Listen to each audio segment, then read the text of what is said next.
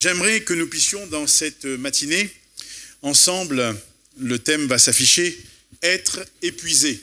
Je ne sais pas si quelqu'un a déjà ressenti cet état, là encore, de vie, être épuisé.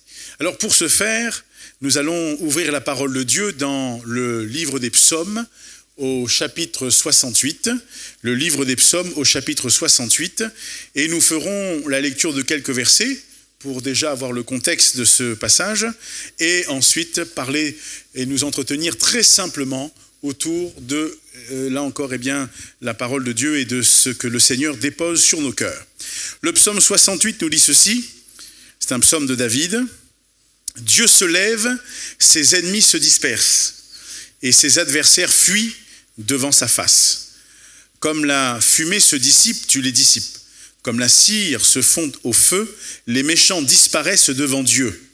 Mais les justes se réjouissent, ils triomphent devant Dieu, ils ont des transports d'allégresse. Chantez à Dieu, célébrez son nom, frayez le chemin à celui qui s'avance à travers les plaines. L'Éternel est son nom, réjouissez-vous devant lui. Le Père des orphelins, le défenseur des veuves, c'est Dieu dans sa demeure sainte.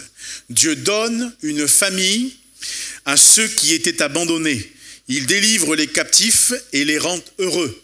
Les rebelles seuls habitent les lieux arides. Ô Dieu, quand tu sortis à la tête de ton peuple, quand tu marchais dans le désert, la terre trembla, les cieux se fondirent devant Dieu.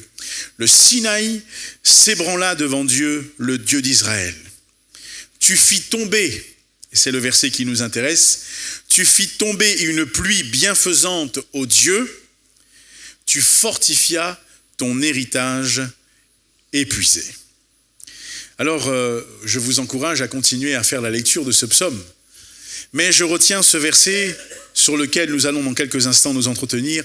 Tu fis tomber une pluie bienfaisante ô Dieu, et la parole dit, tu fortifias ton héritage épuisé.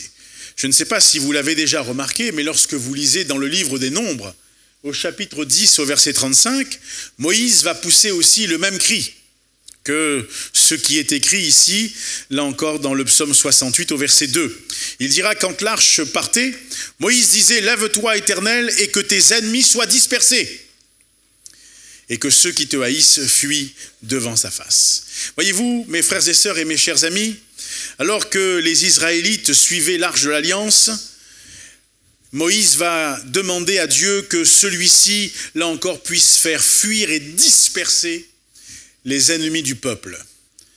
L'histoire d'Israël est intéressante parce que lorsque nous regardons à comment Dieu a appelé cette nation, comment Dieu va amener cette nation quelque part à la vie et comment Dieu va s'intéresser à cette nation, la parole de Dieu nous montre, mes frères et sœurs, au travers de tout ce périple qui, quelque part, montre et révèle le règne de Dieu, retrace aussi la marche du peuple depuis le Sinaï jusqu'à Sion.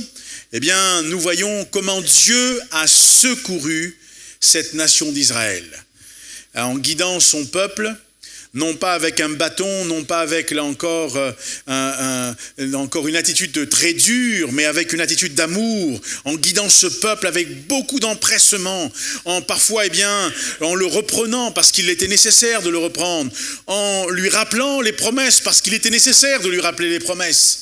Mais Dieu a toujours usé d'amour envers son peuple. La montagne du Sinaï a un rôle primordial dans l'histoire des Israélites.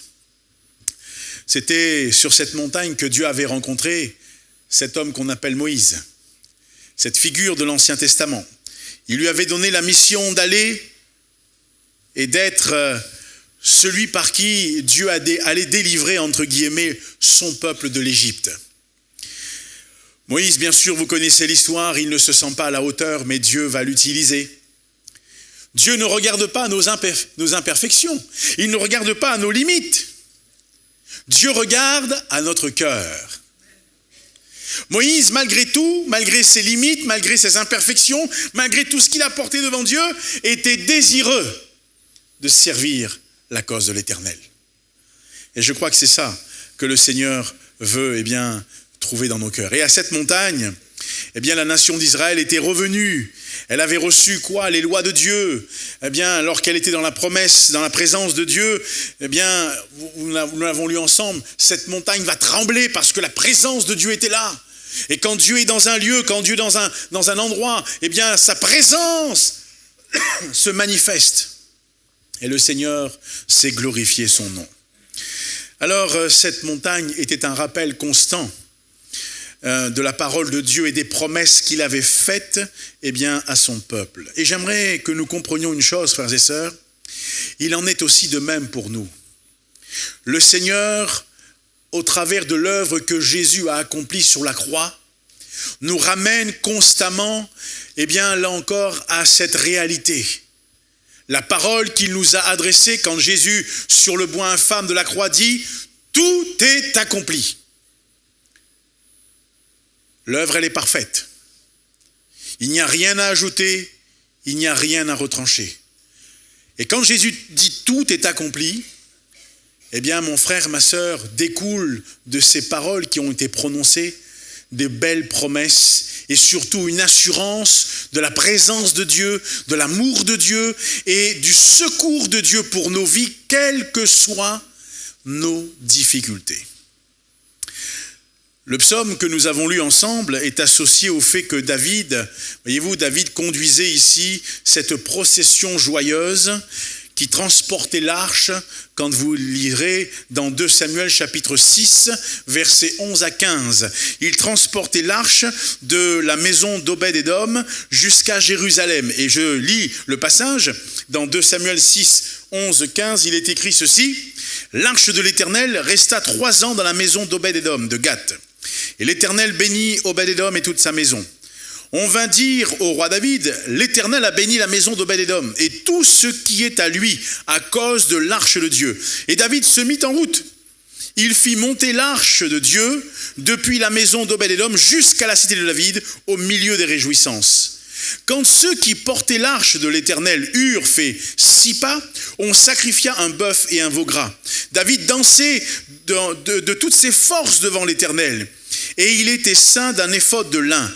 David et toute la maison d'Israël firent monter l'arche de l'Éternel avec des cris de joie et au son des trompettes. C'est donc dans ce contexte que nous retrouvons ici, là encore David, ce psaume est lié à cette procession qu'il dirige alors qu'il ramène l'arche de la maison d'Obed-Édom jusqu'à Jérusalem. Il y a de la joie dans les cœurs, il y a de l'allégresse.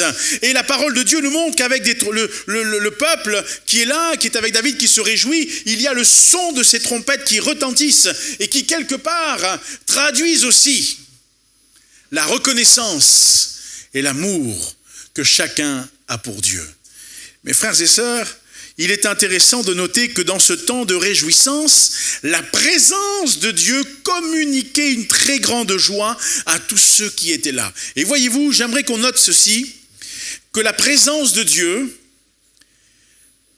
qu'elle soit aussi, pour nous, cette espérance. Parce que dans l'Ancien Testament, elle apportait de l'espérance à qui?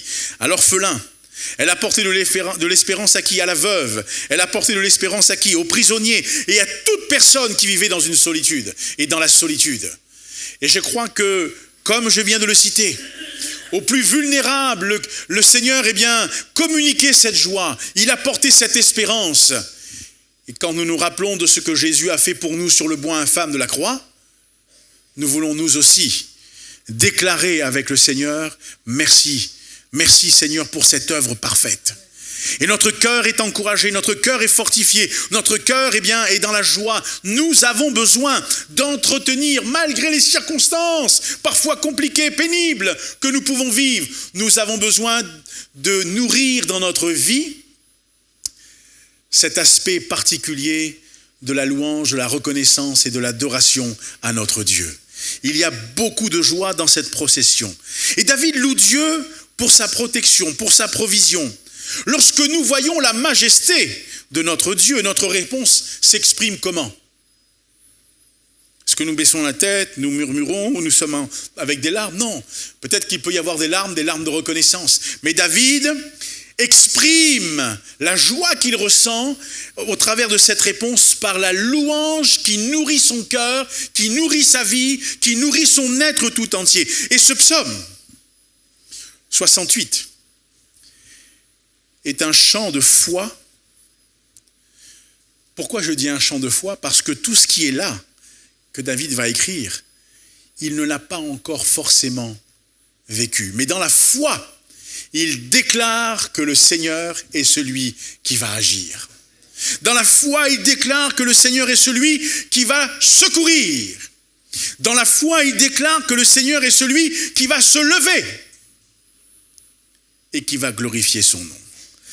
Alors, charge à nous aussi de continuer à lui faire confiance, frères et sœurs. Nous avons besoin de continuer à lui faire confiance parce qu'en son temps, eh bien, Dieu accomplit toujours ses promesses. En son temps, Dieu accomplit toujours ses promesses, mais il faut que nos regards restent fixés sur Jésus et que nous restions quelque part dans la paisible présence qu'apporte notre Dieu à notre vie. Néanmoins, j'en viens ce matin au thème du message, après cette introduction qui nous remet un petit peu dans le contexte.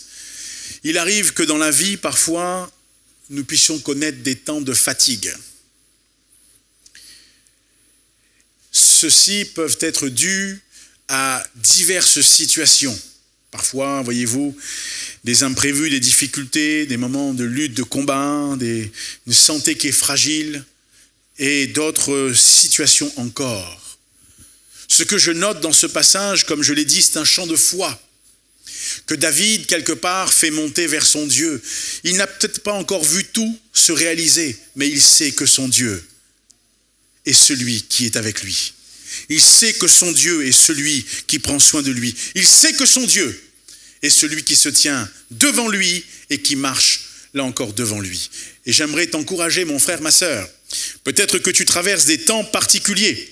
Peut-être que tu traverses des temps où tu te sens un peu comme épuisé. La Bible dit, et David déclara ceci, « Tu fis tomber une pluie bienfaisante, ô Dieu, et tu fortifias ton héritage épuisé. » Parfois, nous qui sommes le peuple de Dieu, nous sommes quelque peu épuisés. Épuisés, comme je l'ai dit, à cause de diverses situations.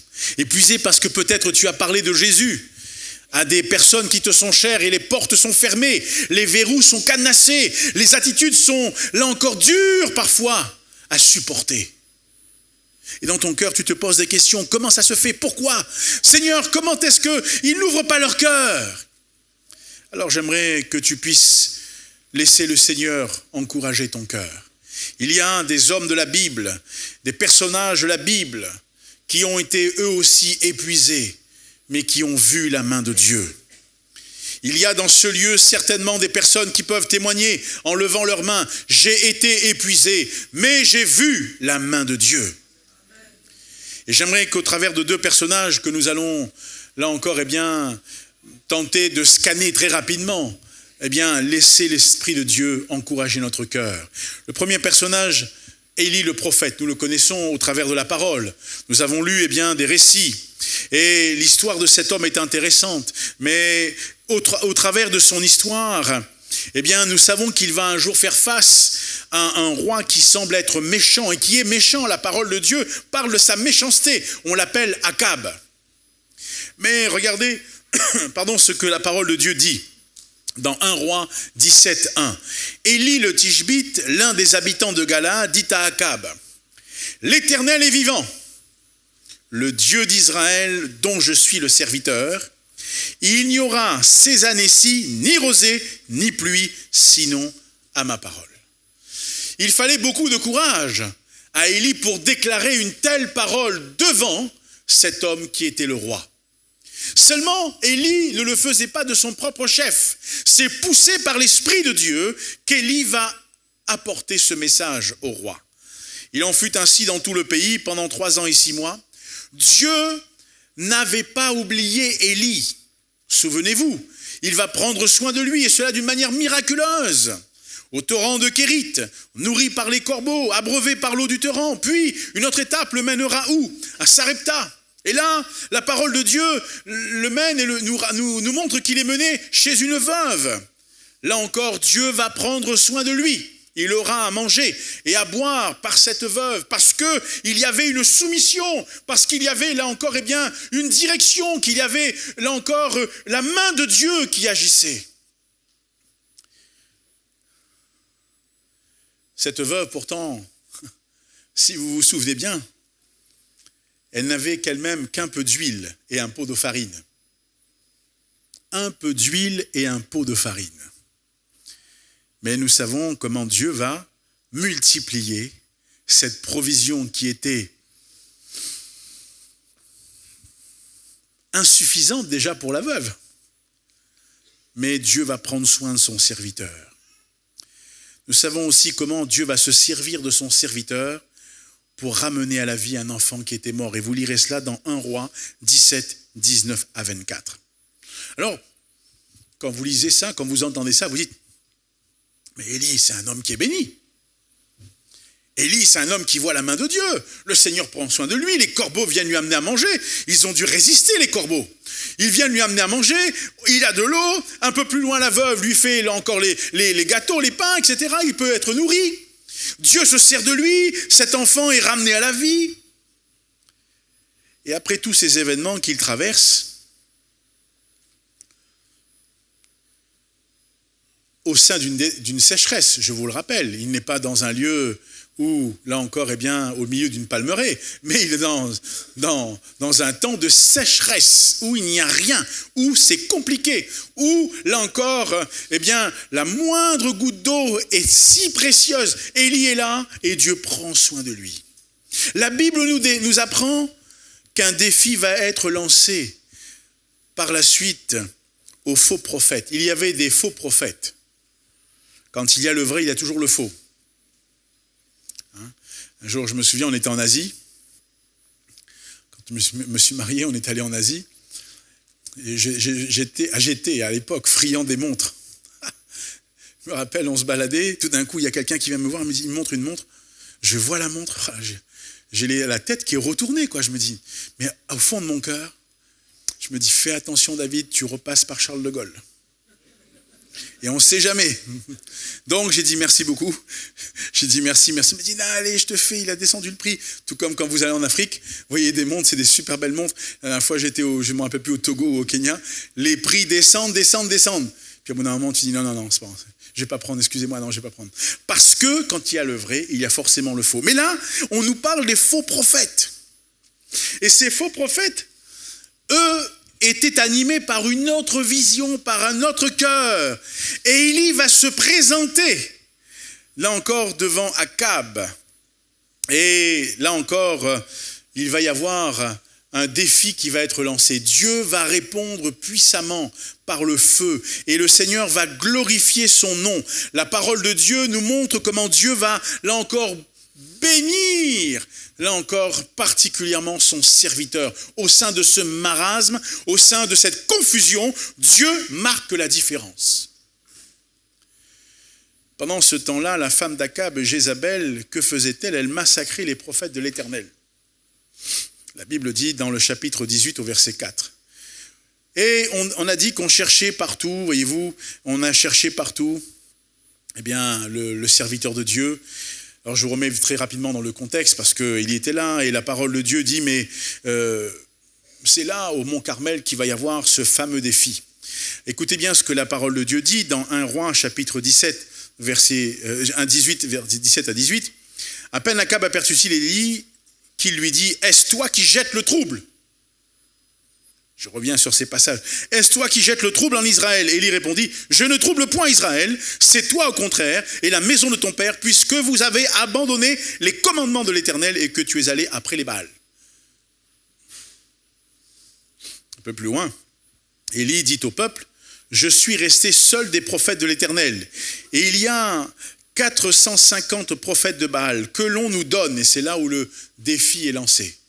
Ce que je vous ai dit tout à l'heure, je vous cite les versets, c'est là où le défi est lancé. Que l'on nous donne 2 taureaux, qu'ils choisissent pour eux l'un des taureaux, qu'ils le coupent par morceaux, qu'il le place sur le bois sans y mettre le feu, et moi je préparerai l'autre taureau, je le placerai sur le bois sans y mettre le feu. Puis, invoquez le nom de votre Dieu, et là il y a un petit dé, et moi j'invoquerai le nom de l'Éternel. Le Dieu qui répondra par le feu, c'est celui-là qui sera Dieu, avec un grand D. Et tout le peuple répondit en disant, c'est bien, le défi est lancé. Mais voyez-vous, devant tout ce qui va se passer, Dieu va bénir son serviteur, comme je l'ai dit. La Bible dit, et je le lis pour vous, au moment de la présentation de l'offrande, bien sûr, de l'autre côté, les faux prophètes, ils ont crié, ils se sont, là encore, tailladés, etc. Ils ont crié, rien, aucune réponse. Et il dira, mais peut-être qu'il dort, il faut crier un peu plus fort pour le réveiller. Et au moment de la présentation de l'offrande, Élie le prophète s'avança et dit, Éternel, Dieu d'Abraham, d'Isaac et d'Israël, que l'on sache aujourd'hui que tu es Dieu en Israël et que je suis ton serviteur et que j'ai fait toutes ces choses par ta parole. Réponds-moi, Éternel, réponds-moi, afin que ce peuple reconnaisse que c'est toi, Éternel, qui est Dieu, et que c'est toi qui ramènes leur cœur. Et le feu de l'Éternel tomba et consuma l'holocauste, le bois, les pierres, la terre. Et il absorba tout l'eau qui était dans le fossé. Quand tout le peuple vit cela, ils tombèrent sur leur visage et dirent, c'est l'Éternel qui est Dieu, c'est l'Éternel qui est Dieu. Amen. L'objectif a été atteint. Le peuple s'est mis à dire, c'est l'Éternel qui est Dieu, c'est l'Éternel qui est Dieu. Alors, les faux prophètes sont éliminés, la pluie va de nouveau tomber, Akab va rapporter ces paroles à Jézabel, sa femme, qui sera rouge de colère. Et là, dans ce temps de bénédiction, ce temps où Dieu approuve, là encore son serviteur, ce temps où Dieu tend la main à son serviteur pour que le peuple reconnaisse qui il est, Jézabel va lancer une menace terrible. Une menace, là encore, qui porte atteinte à la vie du serviteur de Dieu. Alors, il est dit ceci pour lui, quand il entend cette menace, quand Jézabel dit, mais que les dieux me traitent dans toute leur rigueur si je ne fais de ta vie demain ce que tu as fait de la vie de ces faux prophètes, de ces prophètes. Alors pour lui, il alla dans le désert, où après une journée de marche, il s'assit sous un genêt et demanda la mort. C'est Élie qui parle. Il demande la mort en disant, c'est assez. Maintenant, Éternel, prends mon âme, car je ne suis pas meilleur que mes pères. Il se coucha et s'endormit sous un genêt, et voici un ange le toucha, et lui dit, lève-toi, mange. Il regarda, il y avait à son chevet un gâteau cuit sur des pierres chauffées et une cruche d'eau. Il mangea et but, puis il se recoucha. L'ange de l'Éternel vint une seconde fois, le toucha et dit, lève-toi, car le chemin est encore trop long pour toi. Il se leva, mangea et but, et avec la force que lui donna cette nourriture, il marcha 40 jours et 40 nuits jusqu'à la montagne de Dieu à Horeb. Comment expliquer que l'homme dont on parle, que Dieu approuve, que Dieu bénit, que Dieu conduit, que Dieu dirige, tout d'un coup, se retrouve dans cette impasse au point, semble-t-il, d'être fatigué, épuisé, mort de peur, en disant, c'est terminé, je ne suis pas meilleur que mes pères, mais viens me reprendre. Dieu lui dit, mais qu'est-ce que tu fais ? Quel est ton problème ? Pourquoi réagis-tu ainsi ? Pourquoi tout d'un coup penses-tu que Jézabel est plus puissante que moi ?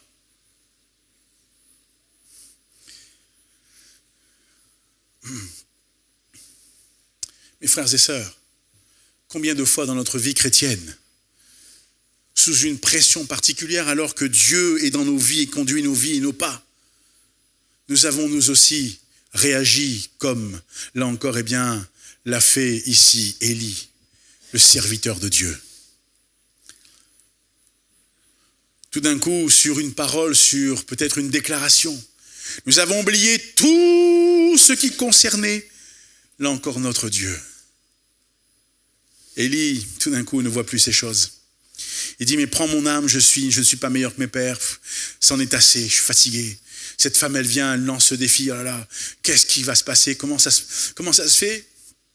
Mais mon frère, ma sœur, la Bible dit que Dieu peut faire tomber, là encore, une pluie bienfaisante et qu'il peut fortifier son héritage qui est épuisé. Le Seigneur va parler à son serviteur. Il va lui donner quelque chose à manger. Lève-toi, mange. Il voit un gâteau qui est cuit sur des pierres chauffées, une cruche d'eau. Et la parole de Dieu, là encore, la Bible nous dit qu'il mangea et but et se recoucha. L'Éternel vient vers lui de nouveau.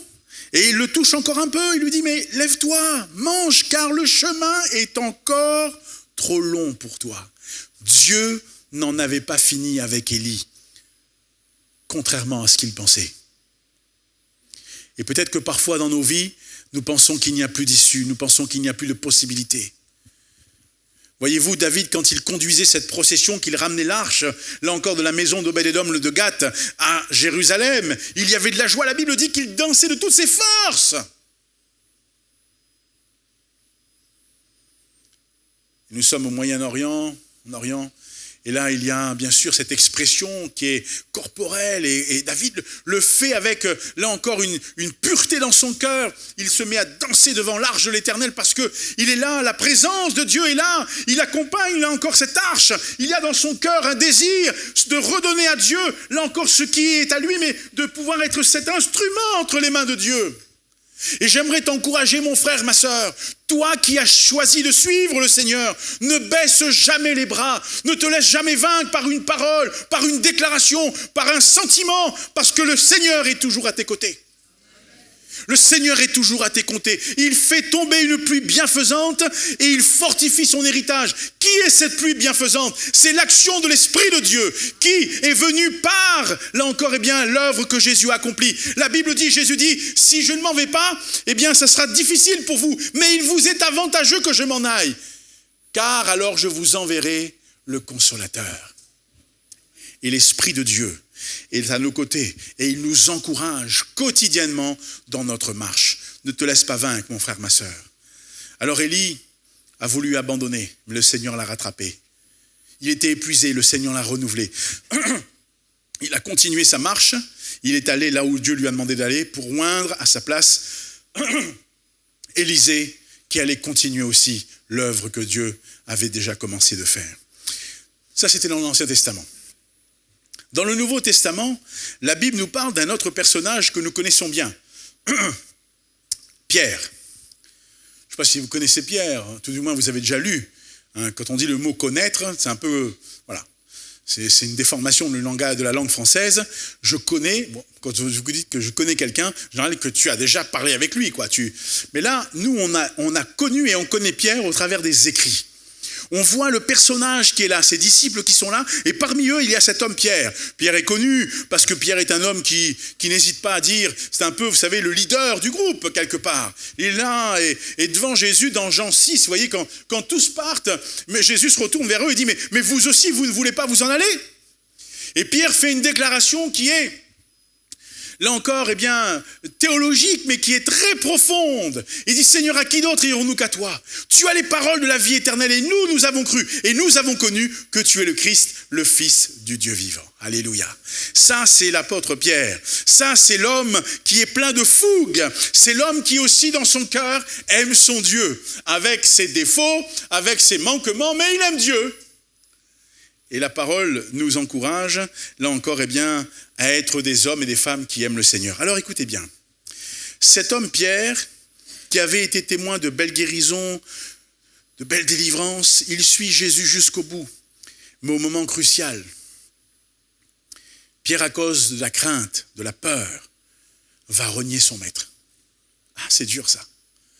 Ils ont arrêté Jésus, ils ont conduit Jésus, et là, pour être jugé, Pierre est là dans la cour. Il essaie d'écouter. Il essaie de savoir ce qui se passe. Il regarde de loin. La Bible dit ceci, dans Matthieu chapitre 26, versets 33 à 35. Pierre, prenant la parole, lui dit, quand tu serais pour tous une occasion de chute, parle de Jésus, tu ne le seras jamais pour moi. Jésus lui dit, je te le dis en vérité, cette nuit même, avant que le coq chante, tu me renieras 3 fois. Pierre lui répondit, mais quand il me faudrait mourir avec toi, je ne te renierai pas. Et tous les disciples dirent la même chose. Vous voyez, c'est le leader. Il prononce une parole, les autres disent nous aussi. Pourtant, Jésus a parlé. Vous savez ce que la Bible dit dans la parole, toujours dans ce même chapitre, au verset 41 de Matthieu 26.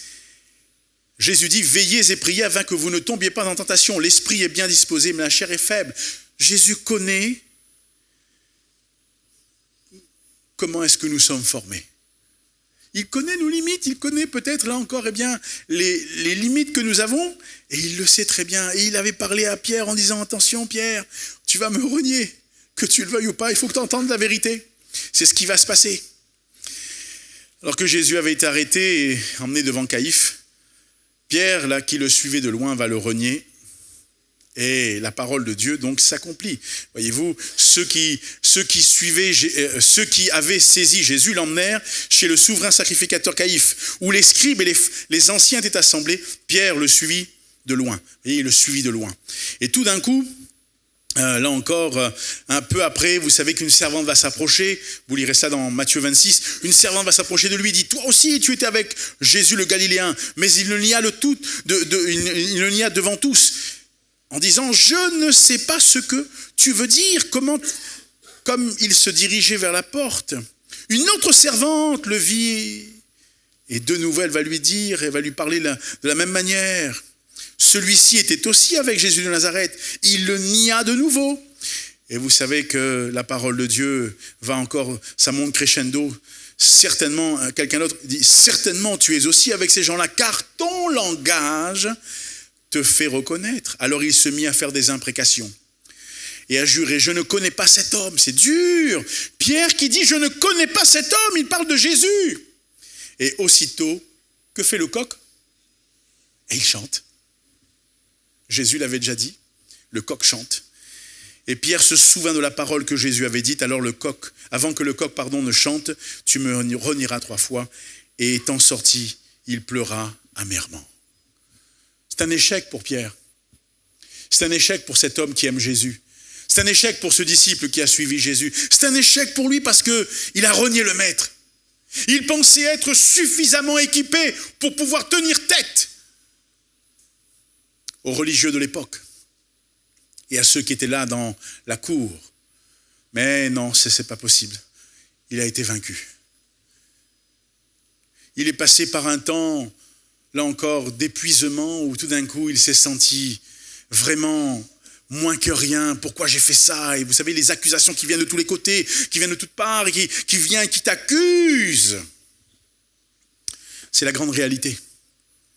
Tu fis tomber une pluie bienfaisante aux dieux et tu fortifias ton héritage qui est épuisé. Ton héritage épuisé.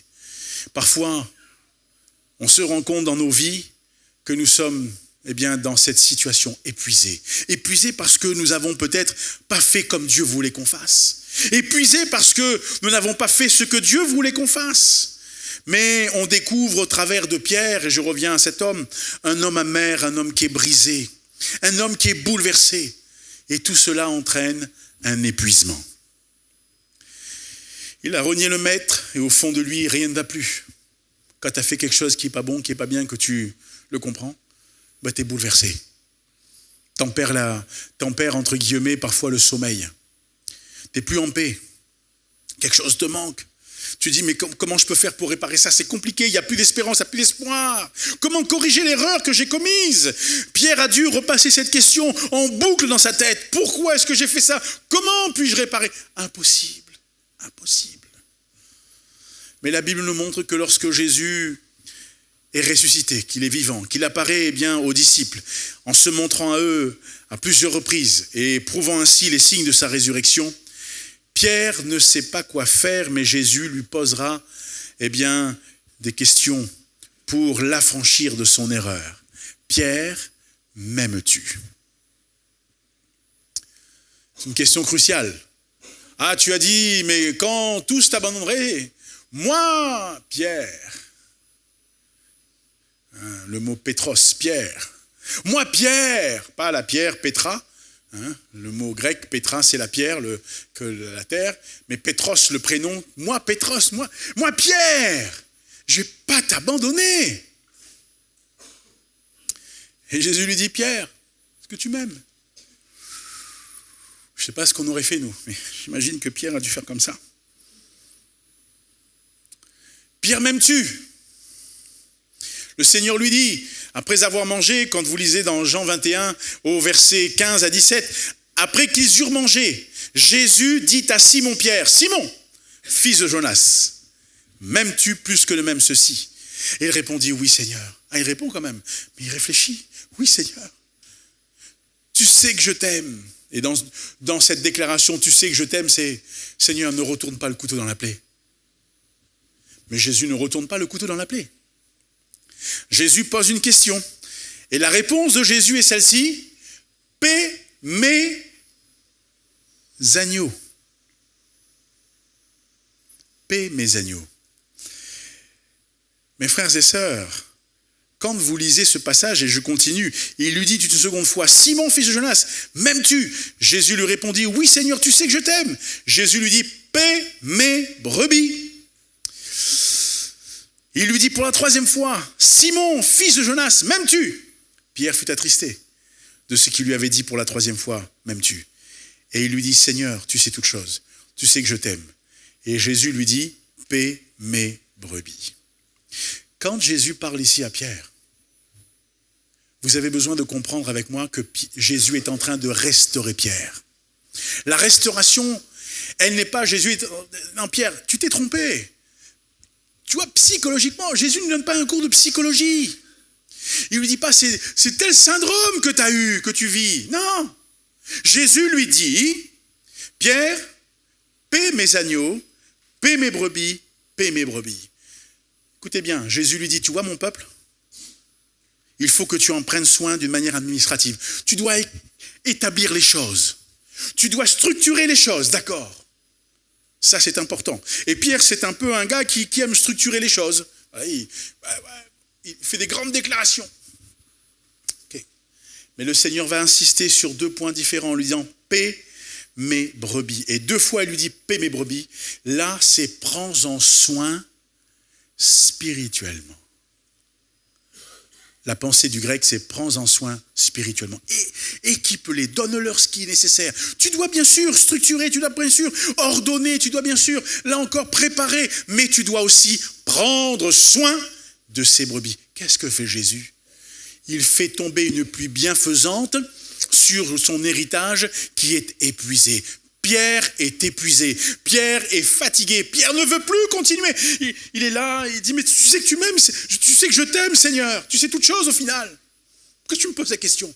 Mais Jésus lui dit, oublie pas ce que je viens de te dire. Moi, je ne te fais pas de reproche sur ce que tu as fait. Je t'avais dit les choses.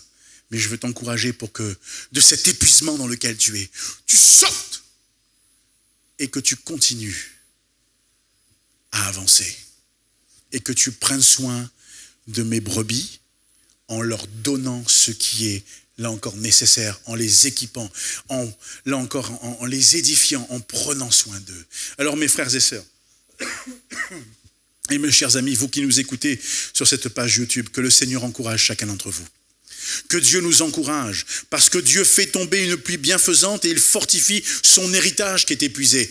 Élie est une figure de l'Ancien Testament, Pierre du Nouveau Testament. Mais vous avez vu, Dieu a restauré ces hommes. Dieu les a bénis, ils ont été des instruments. Élie est venu, il a oint Élisée qui a continué le travail.